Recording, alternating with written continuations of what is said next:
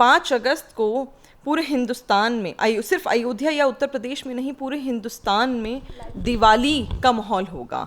हर कोई अपने घर में दिया जलाएगा। और ये मैं नहीं कहती कि सिर्फ हिंदू जलाएगा, हिंदू हो, मुसलमान हो, सिख हो, ईसाई हो, हिंदुस्तान का हर एक व्यक्ति हिंदुस्तान की संस्कृति के साथ खड़ा है। उस दिन आप देखेंगे कि हर घर के बाहर दीपक जला होगा और अयोध्या की तरफ खड़े होकर लोग जय श्री राम का बहुत ही बड़ा नारा लगाएंगे। और तब उन लोगों की ज़मीन हिलेगी जो वाकई बाबरवादी थे, जो वाकई हिंदुस्तान की मुखालिफत करते आए हैं और कहीं ना कहीं आस्तीन के सांप बने रहे हैं। तो ये बहुत ही खुशी का मौका होगा और हम तो उस दिन का बेसब्री से इंतज़ार कर रहे हैं। तो ये तो बाबरवादी है ना। मैंने कहा जो हिंदुस्तान की संस्कृति से प्यार करते हैं उनके घर के बाहर दीपक जलेगा, और जो बाबरवादी हैं उनके दिलों में दीपक नहीं, आग लगेगी। तो ये तो देखिए, जो लोग भगवान श्री राम के अस्तित्व पर सवाल उठा देते हैं, जो लोग कोर्ट का दरवाजा खटखटाते हों ये कहकर कि भगवान श्री राम तो है ही नहीं, वो तो काल्पनिक हैं, उनसे आप और उम्मीद भी क्या कर सकते हैं। जहां तक मुसलमानों की बात है तो मुसलमानों ने भगवान श्री राम को इमाम हिंद का नाम दिया है, इसलिए मुसलमान इस संस्कृति को समझ रहा है। वो अलग बात है कि राहुल गांधी की पार्टी जो है अब वो किसी भी धर्म में नहीं मानती। उनका तो वही हाल है कि जिस धर्म से वोट मांगना है उसी धर्म में वो अपने आप को परिवर्तित कर लेते हैं, अपने आप को चेंज कर लेते हैं। बहरहाल वो है किसी के नहीं। अखिलेश यादव की गुंडागरी से, गुंडे राज से, उनके गुंडों से लोग थक चुके हैं और उस थकावट को अब दोबारा हम लोग नहीं चाहते लाना। तो गुंडों के लक्षण तो अखिलेश यादव ने और समाजवादी पार्टी ने दिखाए हैं। योगी जी के गुंडों के लक्षण अगर होते तो ये सरकार टिकती नहीं। सरकार हाँ टिकी है। गुंडा राज अगर वो इसे कह रहे हैं कि उनके गुंडों को मार दिया जा रहा है, एनकाउंटर हो रहा है, पकड़ के जेल में भरा जा रहा है, उनको लगता है ये गुंडा राज है, तो ऐसे गुंडा राज से उत्तर प्रदेश की जनता बहुत खुश है। मैम, जहाँ पे उत्तर प्रदेश में बड़े बड़े कामों को कर दिखाया है योगी सरकार ने, तो उन्हीं को लेकर आज समाजवादी पार्टी के नेता अखिलेश यादव ये बोलते हैं कि आपकी नाकाम सरकार का सिर्फ 100 दिन रह गए हैं। देखिए, अखिलेश यादव वो व्यक्ति हैं जिन्होंने 5 साल गुंडा राज किया है, जिन्होंने उत्तर प्रदेश की जनता को बहुत ही बेवकूफ़ बनाने की कोशिश निरंतर करी है और आज भी वही कर रहे हैं। ये वो लोग हैं जिन्होंने ना ही महिला सुरक्षा के बारे में सोचा, ना ही बच्चों की पढ़ाई के बारे में सोचा, ना ही किसी तबके को आगे ले जाने की बात करी। इन्होंने सिर्फ और सिर्फ उत्तर प्रदेश की जनता का जो टैक्स आता था वो खाकर कमाकर अपने घरों को भरा है और कोई काम नहीं करा।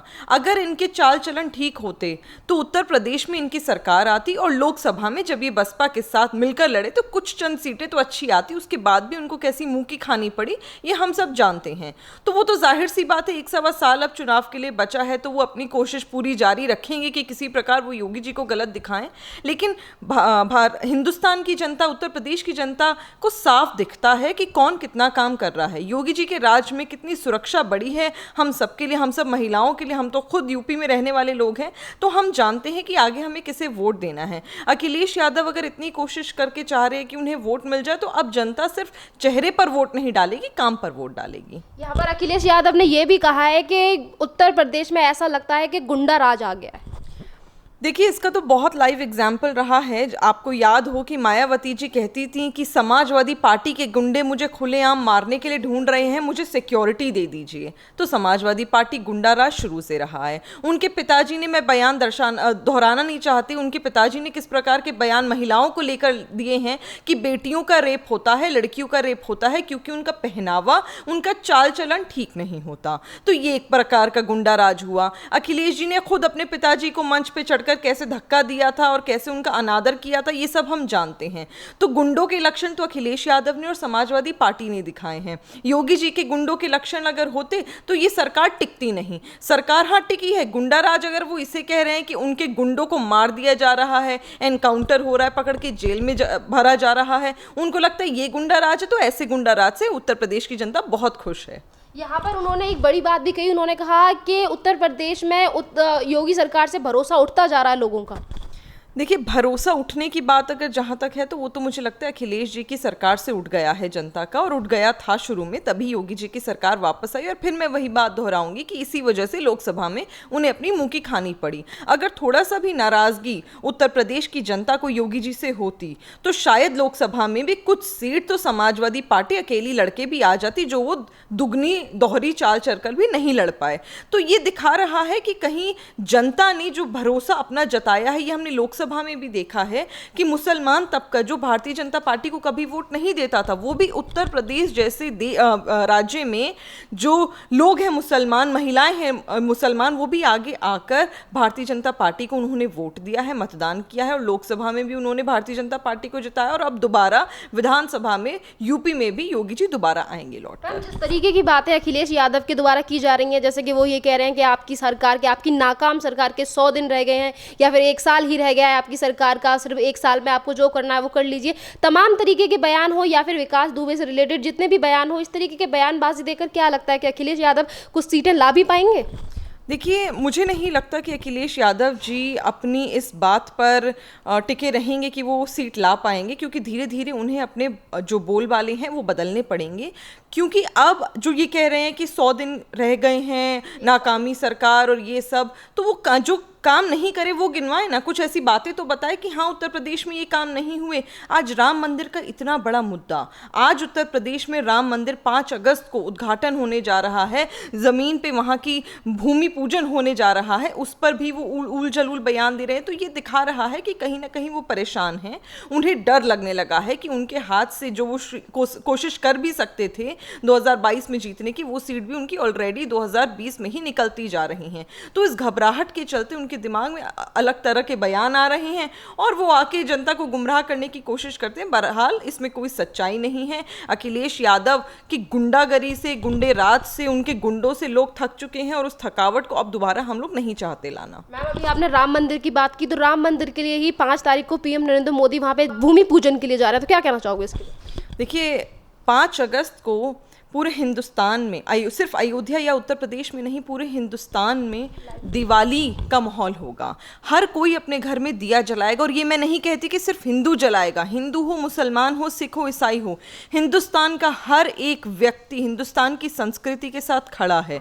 उस दिन आप देखेंगे कि हर घर के बाहर दीपक जला होगा और अयोध्या की तरफ खड़े होकर लोग जय श्री राम का बहुत ही बड़ा नारा लगाएंगे और तब उन लोगों की ज़मीन हिलेगी जो वाकई बाबरवादी थे, जो वाकई हिंदुस्तान की मुखालिफत करते आए हैं और कहीं ना कहीं आस्तीन के सांप बने रहे हैं। तो ये बहुत ही खुशी का मौका होगा और हम तो उस दिन का बेसब्री से इंतज़ार कर रहे हैं। मैम, एक तरफ आपने कहा कि ये खुशी का मौका होगा, पर उनके लिए ये कितना बड़ा झटका है जिस तरीके की बातें कांग्रेस की तरफ से की गई, जो राहुल गांधी के दोस्त थे गोखले, पीएल फाइल भी की थी इसके ऊपर, पर वहाँ से भी इनको मुँह की खानी पड़ी हाईकोर्ट से। देखिए, जो लोग भगवान श्री राम के अस्तित्व पर सवाल उठा देते हों, जो लोग कोर्ट का दरवाज़ा खटखटाते हों ये कहकर कि भगवान श्री राम तो है ही नहीं, वो तो काल्पनिक हैं, उनसे आप और उम्मीद भी क्या कर सकते हैं।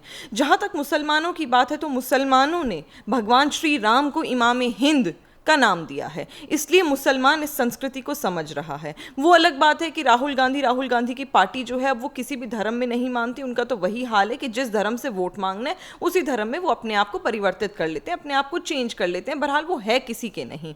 और जो उन्होंने अपने प्रिय मित्र को दोबारा PIL फाइल करने भेज दिया, तो ये तो दिखा दिया कि उन्होंने अपनी मिट्टी पलीत कर दी है और हिंदुस्तान की संस्कृति से उन्हें कोई मोहब्बत नहीं है। ये एक प्रकार वो चाह रहे हैं कि हिंदुस्तान की जनता को वो बरगलाएं और बौखलाहट में वो खुद ऐसे कदम उठा रही हैं जिससे जनता और उनसे दूर ही जा रही है, पास नहीं आ रही। अब आप समाजवादी पार्टी के दिग्गज नेता शफीकुर रहमान को ही देख लीजिए, जो ये कहते हैं कि वंदे मातरम और भारत माता की जय बोलना इस्लाम के खिलाफ है।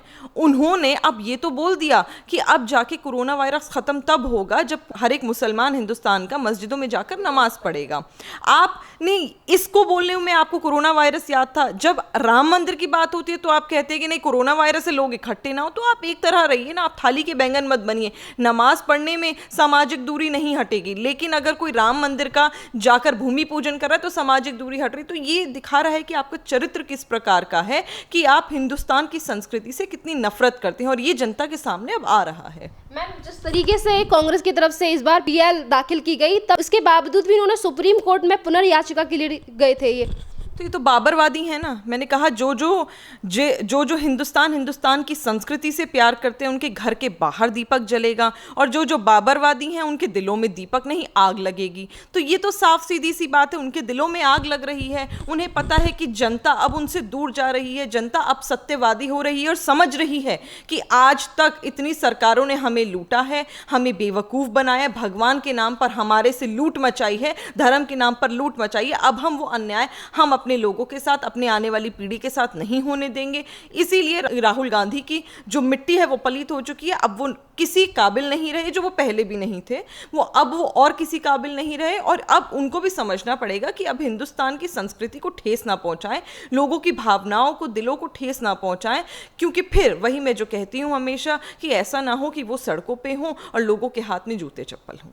मैम, हिंदुत्व की बात करें कि हिंदुत्व के लिए एक बड़ी बात है कि ये हिंदुस्तान है और यहाँ पर इतने सालों की, सदियों की लड़ाइयों के बाद आज जरा राम मंदिर का फैसला आ गया और अब भूमि पूजन भी होने जा रहा है। तो इसी को लेकर उद्धव ठाकरे इस तरीके का बयान देते हैं और वो ये कहते हैं कि यहाँ पे जो भूमि पूजन हो रहा है वो वर्चुअल तरीके से होना चाहिए था। देखिए, मेरा तो मानना है कि उद्धव ठाकरे जी ने अपना ईमान और धर्म तभी खो दिया था जिस दिन उन्होंने महाराष्ट्र की जनता को धोखा दिया था। जो व्यक्ति चुनाव ये कहकर लड़ता हो कि मैं भारतीय जनता पार्टी की विचारधारा को मानता हूं, उस विचारधारा पे चलता हूं, वो उसकी ऑपोजिट विचारधारा यानी एनसीपी और कांग्रेस पार्टी के झोले में जाकर गिर जाता हो सिर्फ और सिर्फ इसलिए क्योंकि उन्हें मुख्यमंत्री बनना था और पुत्र मोह था, तो वो अपना ईमान और धर्म बेच चुके हैं। और वो लोग जाहिर सी बात है उसी नक्शे कदम पर चलेंगे जिस नक्शे कदम पर कांग्रेस पार्टी शुरू से चलती आ रही है। पहले कांग्रेस पार्टी सवाल उठाती थी, आज राम जन्मभूमि के पूजन पर उद्धव ठाकरे सवाल उठा रहे हैं।